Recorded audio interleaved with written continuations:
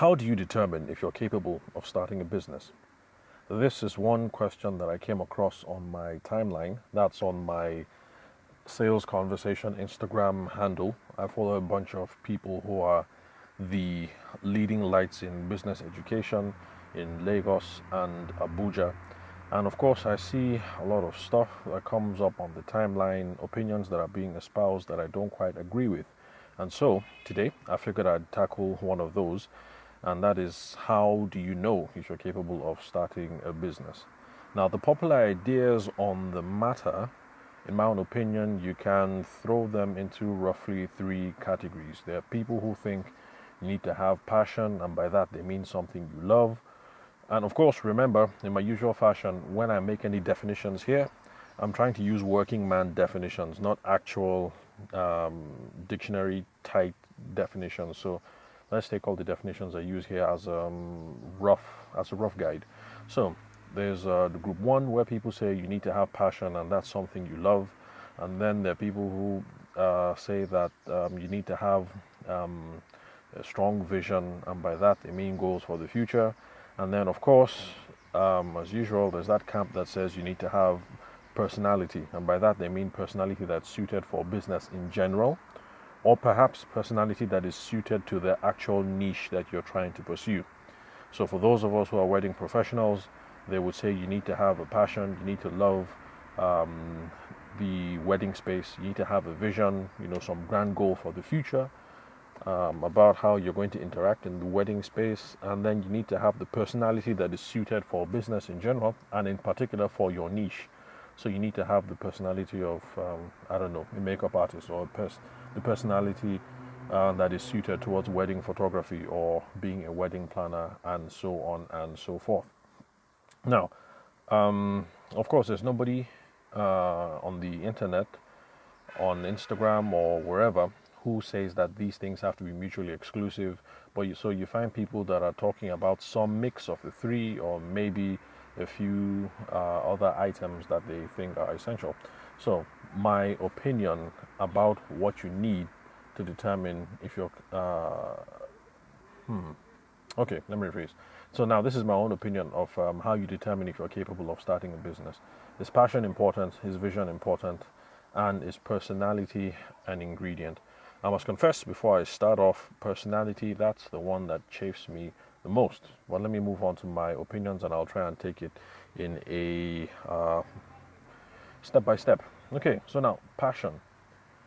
Is passion important? Maybe. It depends on what you mean by passion.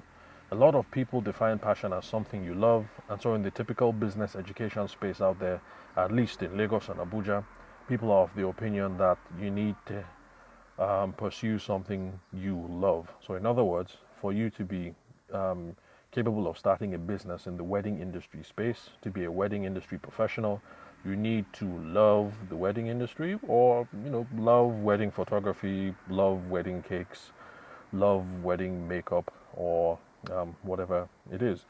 Now, in my own opinion, that is the wrong idea to have about the passion, and I don't think that passion is a key ingredient. If this is how you define passion as something that you love. I've said it on a previous podcast, and I'm going to repeat it again. Now, for those of you who are part of the ancient faith, Christianity, you remember that we speak about the passion of Christ, and in certain prayers and creeds and things like that, we speak about the passion. And when we talk about passion in an orthodox, traditional Christian sense, we're not talking about something that you love and something that is sweet and makes you very warm and gooey. The traditional meaning of passion and the root words that it comes from, I can't remember if it's Latin or Greek or whatever, but if you follow the root of the word and its use in Orthodox Christianity and in the old and dead languages, it actually hints at something that you're willing to suffer for.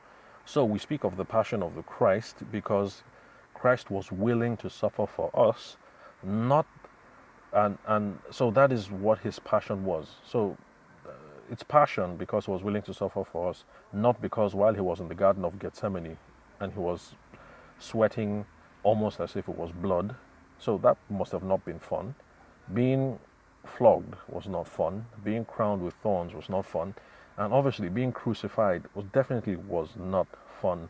But he was passionate about us human beings and passionate about his mission because he was willing to suffer for us. So passion is something that you have to be willing to suffer for. So if you're going to use the more classical orthodox understanding of what passion is, not something that is sweet and leaves you all warm and gooey inside, but something that you're willing to suffer for, then by all means passion is required, because you're going to have more suffering than pleasure involved, especially in the early days when you're trying to get things going. I started my wedding photography business by making a, what would I call it? Like a makeshift portfolio. I had done 8 weddings. I took a bunch of photos from them, and I put together a nice book. I think it was a 30 page spread. Sorry, 30 spread. So you're flipping through it, that's 60 pages.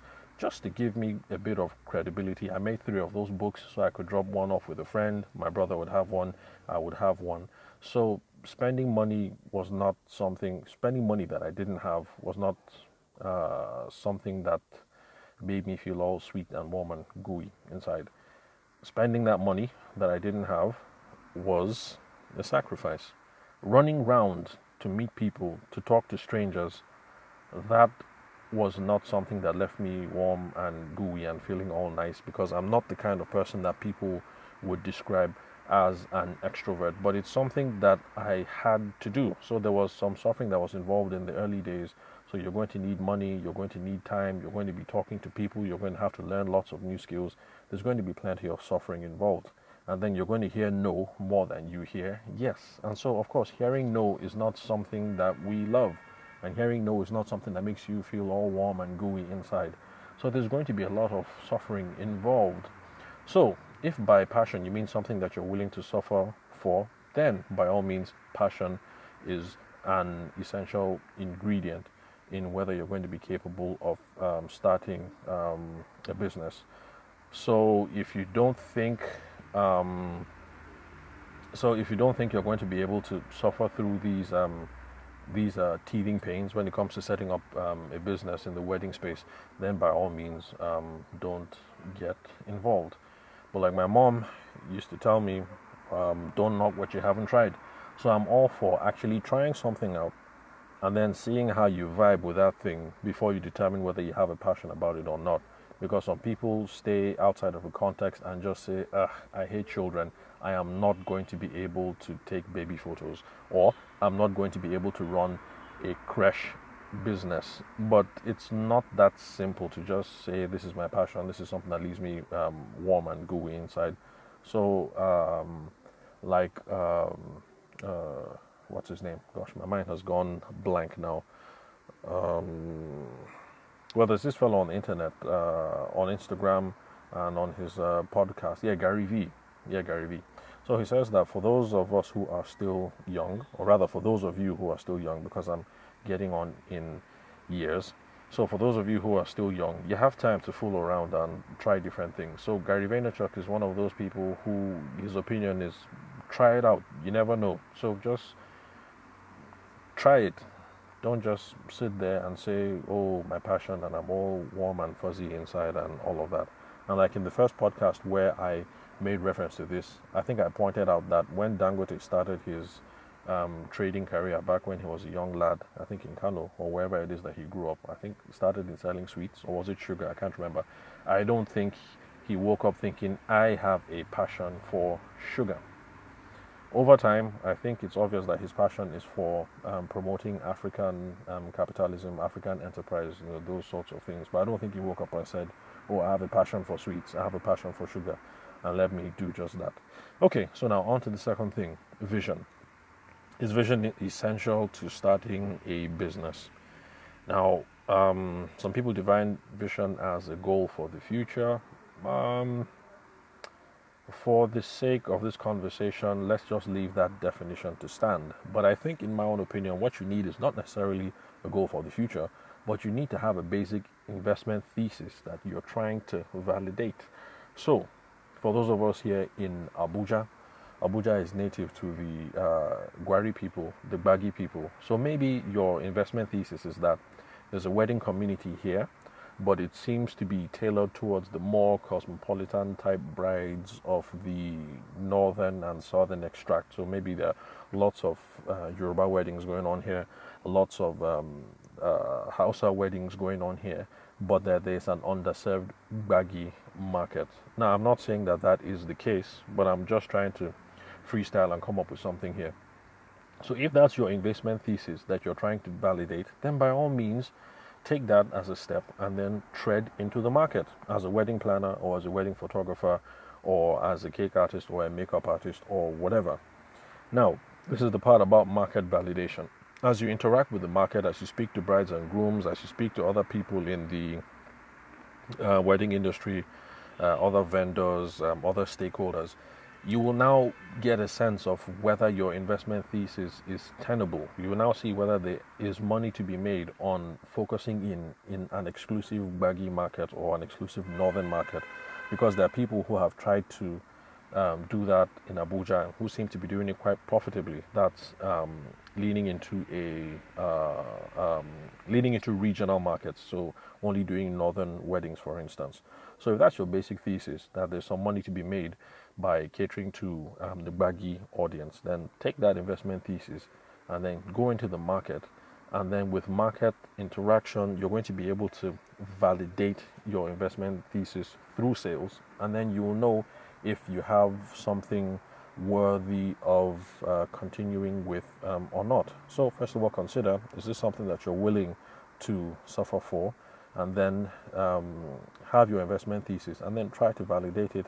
And that is what will be able to let you know whether it is time to move on or not. So if you decide to be a wedding planner catering to the baggy market, but it doesn't seem to be working, you're not getting the traction in sales, and you're not getting good feedback from co-vendors in the space, then maybe it might be time to look at the northern market or any other regional market, or be open to everybody, or maybe get out of the wedding industry altogether. Another example that I like to give about this whole thing of market validation, and let me return back to our boy Dangote. Around the time that I think I was in law school, or maybe just before law school, that was the time when Dangote rolled out this juice. I can't remember the name of the juice. And of course, I served in Kano, so the juice was it was really, really promoted back then. I think he has a house in Kano as well. So, yeah, they kept promoting the juice, but I think it was clear over time that there was no way that Dangote juice was going to drive out Chivita, Five Alive, basically, what's it called? These people that make Coke and Fanta. I think Nigerian Bottling Company, I think that's it. I think it's Nigerian Bottling Company. So basically, they own the franchise on, I think, Coke, Fanta, Sprite, Chivita, Five Alive, what else? Pulpy and all these other things. I think it became clear over time that Dangote's juice was not going to be able to push these things out of the market. And of course, like the businessman that our boy Dangote is, they folded. So it doesn't matter where you go, in Abuja, in Lagos, in Kano, or in my village, you cannot find Dangote's juice anymore. There was an investment thesis that they could break into the market. They gave it a shot. They were not able to unseat Nigerian Bottling Company, and so they folded. And of course, our boy has gone back to what he knows best. He's still in cement, the trucking business, and I think recently his investments in the what's it called? Not alternative energy, refining. Yeah, refining petrochemicals. So investment thesis, market interaction to validate the idea. If it works, good. If it doesn't work, then move on. Now the final one that ruffles my feathers: personality. Is personality something that will determine if you're capable of starting a business or if you're being involved in the wedding industry? A lot of people say, yes, you need to have a personality for business. You need to be extroverted. What else? You need to love people. You need to love the nightlife and all of that. Or that you need to be suited for the particular niche, so that if you're talking about taking photographs of babies, then you need to love babies before you can successfully do that. Now, in my own opinion, you do not need personality traits that are suited for business, or personality, or that's suited for particular niches. In fact, I know a successful baby photographer here in Abuja who doesn't like babies. Well, at least when we spoke about these things, she didn't like babies. Now she has a baby of her own. Sorry, two kids of her own. Um, so I don't know if her opinions have changed, but it didn't stop her from running a successful baby photography business, even though she didn't like children. Now I know that sounds like an oddity, but the reason why personality isn't essential in the mix, in my own opinion, is because all the traits that you need for business and to succeed in whatever niche, they are all learnable skills. They are not skills that come with us from the womb. They are learnable skills. So, um, for sales or persuasion, if you're extroverted, yeah, that's good. If you're introverted, that is not a it's not a hindrance either, because sales and persuasion is about uh, learning how to find a problem and learning how to communicate value. If you're extroverted, you can be at a disadvantage because all you know how to do is to talk and gab and gab and gab, and you are not very good at listening, which is necessary for finding out if there's a gap or a problem that you can solve. And then on the other hand, you have the introvert who will be very good at the listening end to find out if there's a problem to solve, but he may be short on communicating value. So in this case, what you will need to be is what is called in modern sales anyway, and psychology, an ambivert. You have someone who is an extrovert but who can adopt introverted tendencies, and the other way around, an introvert who can adopt extroverted tendencies. But the bottom line is, for sales or persuasion, it's all learnable skills. You're going to learn how to listen, learn how to ask questions, learn how to ask to find out what the problem is, and learn how to get people to take the next step to make the commitment. It's all about learnable skills when it comes to sales. Leadership is going to be very important. I'm dealing with this under subsets of personality because it's also the sort of things people talk about, someone having a leadership personality. Leadership is developed in the field. So you start off as a wedding photographer, it's just you. Eventually you have to bring somebody in, and if you are half decent about trying to improve your craft, you're going to start reading books. The number of people in your crew is going to grow, and that is how you would develop leadership.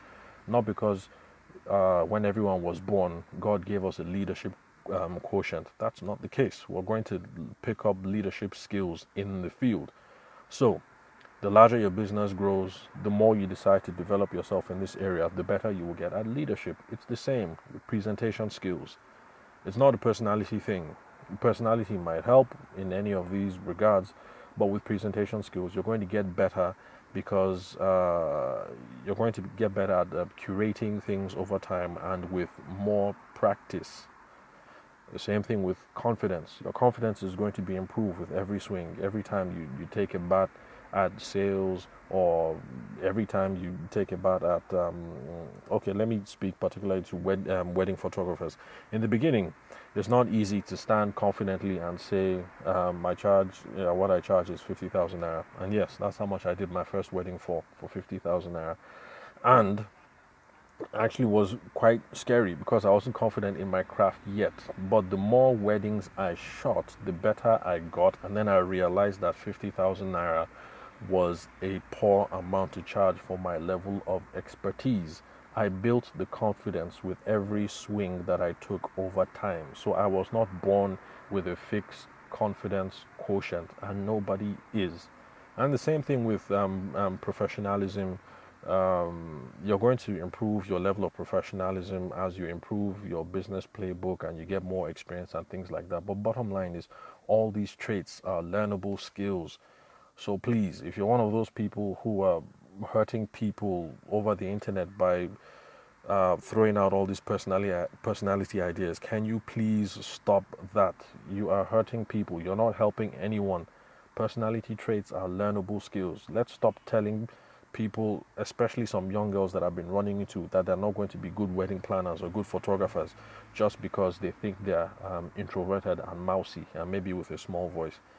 That's absolutely not the case. You can be a kick-ass wedding planner even though you're only 18 years old and your voice is frail and you're the baby of the house and you've always been introverted and everybody has always pampered you, and none of that is going to hold you back. The early swings that you take at it will be hard, but if you're willing to suffer, apply some discipline and plow through it, you're going to learn sales and presentation. You're going to learn how to talk to people. You're going to learn leadership. You're going to learn how to manage your crew. No matter how small your voice is, or no matter how small your stature is, you're going to learn how to present. Your confidence is going to improve, and you're going to become a real professional kick-ass wedding planner. It has nothing to do with your personality. Okay? So, summary, my personal takeaway: passion is irrelevant if you do not have discipline for suffering. So that's the most important thing. So forget about warm and fuzzy. If wedding planning gives you warm and fuzzy feelings and wedding photography gives you warm and fuzzy feelings, then by all means, that's cool. Jump in there. But if you do not have the discipline for suffering behind it, you will just say, yes, I love wedding photography, but man, this life no be am. And then you'll cut out because you're not willing to suffer for it. And it happens a lot. It happens a lot. There's always this kid who has love for the wedding photography game, and he gets money from his parents. He goes out, he buys the baddest cameras on the market, just really decked out with all the gish brown, and yeah, he's a wedding photographer, the Instagram page, and then you run into him 2 years later and you're like, hey, oh boy, how far now? And then he's like, oh no, now I'm in social media marketing, or he has moved on to something else, trying to sell whatever. These things happen. So it's not about how warm and fuzzy that you feel. Now, vision is relevant if it cannot be validated by the market. So it doesn't matter how big your vision is. If you think you're going to be the best planner of baggy weddings in the country, if there is no market for baggy weddings, for gwari weddings, then there is no market, and your vision is irrelevant. Have a market, have a basic investment thesis. Go into the market, see how you can validate it, and then take it from there. It's like my guy Dangote. He didn't say, we're going to continue with this juice thing. If you can't move Nigerian bottling company out of the market, if Five Alive and all those other drinks are firmly entrenched, then I guess they're firmly entrenched. Personality. Please, this is the least thing to be bothered about. I harp on this because whenever I'm at trainings for wedding planners, that I speak at trainings for wedding planners, or I meet people who are interested in becoming wedding photographers, because that's what I do. I'm a wedding photographer. This is the one that keeps coming up all the time. I'm not extroverted. I don't know how to talk to brides. I'm shy. I wasn't good at talking to girls when I was younger. I don't know how to handle business conversations because I'm introverted, and this and this and that and that. Personality is not important. Extroverts and introverts can be good at business provided they know what to work on in the game planned. So please, let's remember that. Personality, learnable skills. So let's not fuss about that.